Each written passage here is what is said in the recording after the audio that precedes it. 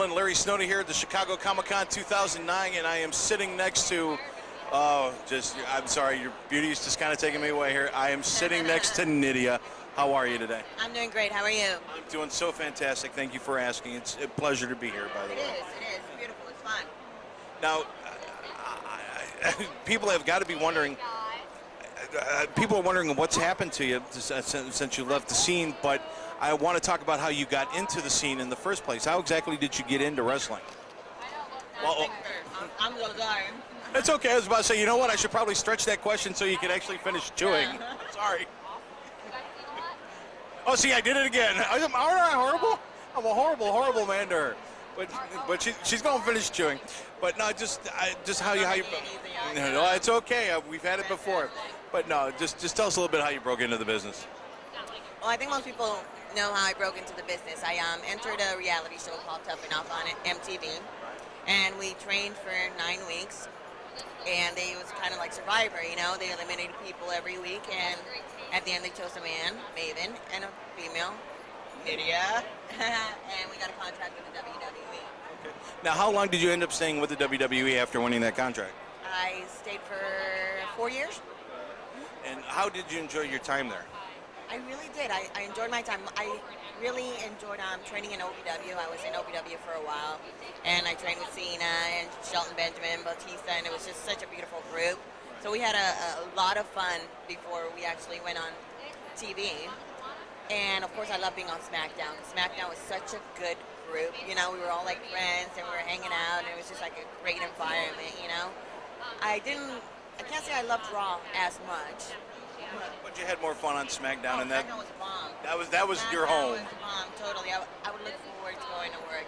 And you know what I used to tell my friends? I go, I pay for everything, because you know what? I would tell them, I play for a living. It's true. I felt so fortunate. It's like I was playing for a living. Now, was it something that you always wanted to do, was be a female wrestler?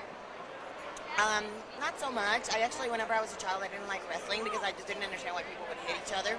There was just never a good reason, you know what I mean? I was a hippie child. I understand. Yeah. So I watched The Rock on MTV, and my sister was such a huge wrestling fan. She was like in Stone Cold, you know? Yeah, so she kept talking about it and kept talking about it. I'm like, okay. Well, finally, we're sitting down, we're watching a pay-per-view, and I see it, and it's like, something just hit, you know? And it's like, you see the art, and I call it probably only time that I've had love at first sight. Yeah, I was just like, and I sat down, I go, that's what I want to do. I was going to college, and it's like I just knew that I wanted to be a wrestler. Well, now that you've lived that chance and you've had that dream and you were able to live it and work well on it, you've been out of the scene for a while, and from what I understand, you have a child. I do. And tell us a little bit about being a mom. Okay. Well, we start with being a mom. Being a mom is probably the most rewarding job ever, but it's also the most difficult one because you don't have days off. This is actually my day off. This is my day off. Now, you do have someone watching the child, right? You didn't leave it in the hotel room? No. I didn't leave her in her room and leave her a bowl of water or anything. No. My mom's with her right now. That's cool. Now, how old is she? She's 2 years old. Oh, is it the terrible twos or? It's the terrible/terrific twos. Yeah, because some of the stuff oh my gosh, she's in such a beautiful stage. Rebellious, yes, but she says some of the cutest things, you know what I mean? And she started saying, I love you, Mommy. I know, that's like tears.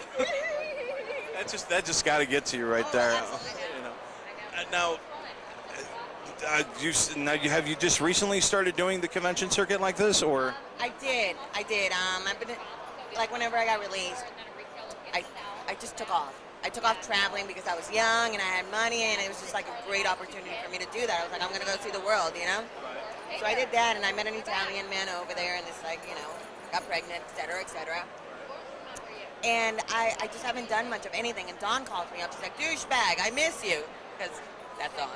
That's Dawn. Like, douchebag, I miss you. I'm like, man, I miss you too. She's like, how long has it been? It's like, I hadn't seen her in probably a year and a half to 2 years, you know? I was like, man, it's been a really, really long time. She's like, how about this? She's like, I know this guy. Why don't you just take a booking with him? It's over in Jersey. We get to hang out. See, make a little bit of money, get a little bit of time away from home. I was like, she sold me on the idea. I was like, okay, let's do it. And just being around the business again, I guess you kind of forget whenever you're not with these people, how amazing they are. You know what I mean? It's just like even if you don't see them for like X amount of years, once you do, you just fall right back in the groove of things. You know, it's like you don't skip a beat. So how does it feel now? Because I mean, when you're in the WWE and stuff like that, you get to see thousands of people all at one time, so, and you see a lot of faces out there, but you don't really connect with any of them to a certain extent. Well, I mean, you connect with them because you're a performer, but I mean, you don't really get to have conversations with them. And now, doing these shows, you have the fans coming up to you, and they're sharing their memories of you with you, and you know how much your work meant to them. Because I mean, okay, you can't connect with you connect with the crowd at a different level, but you can't sit down and have conversations and share experiences with the crowd whenever you're performing. But a lot of fans would like go to our hotels or backstage, you know, it's like wait for us whenever we got out. So there was always that interaction between the wrestlers and the fans. Okay, so but I mean, this gives you an even greater chance to do that and more people to talk to? It's true. It's true.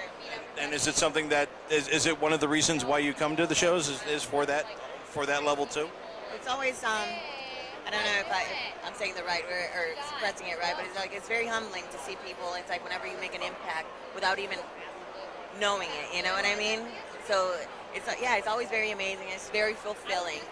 It's very fulfilling to see them and see the joy in their faces, and you're like, what?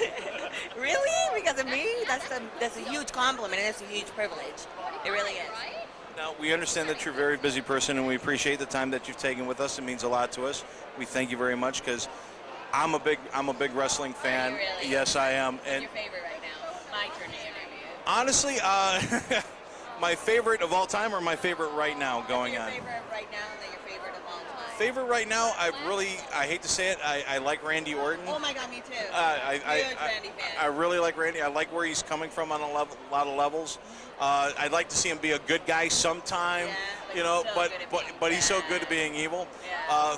Favorite of all time, I'd have to say either Flair or Kevin Von Erich, honestly. Really? Yeah, I grew up on the Von Erich WCCW stuff, and I really love that. So I mean, I'm an old school wrestling fan, and I've always had appreciation for the genre and for the people that do it, because I've never been able to do it myself. So any time that you spent with us is greatly appreciated.